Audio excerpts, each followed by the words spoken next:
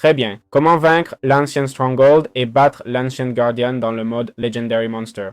Cette structure de l'Overworld, d'accord? Avec les stalactites des anciens et différents mobs comme les Spiny Worms, qui sont une sorte de vers qu'on trouve partout dans la... Les voici, les Spiky Worms. Il y a aussi les Ambushers qui, en mourant, libèrent 3 mini Spiny Worms et lâchent le fragment de stalactite ancien ciselé. Maintenant, allons le vaincre. Et là, comme vous voyez, il nous lâche ce fragment, le ciselé, et les petits nous donnent ces pointes anciennes.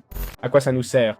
Eh bien, à fabriquer un bouclier à pointe qui nous donne 50% de chance d'infliger l'effet de saignement à nos ennemis, reflétant les dégâts et tout. Et puis le fragment ancien ciselé, même chose. On aurait aussi besoin du lingot de métal en fusion qu'on obtient en fondant une poignée d'encre, et on verra ça plus tard.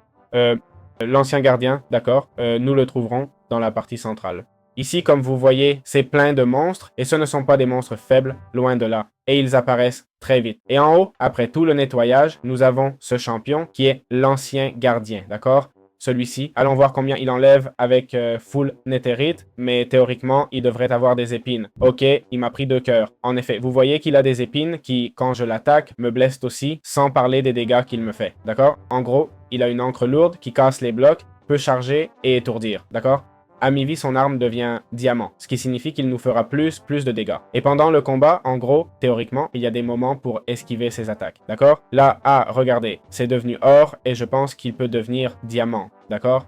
Donc, bon, on peut voir un peu le combat, d'accord? Je vais me poser.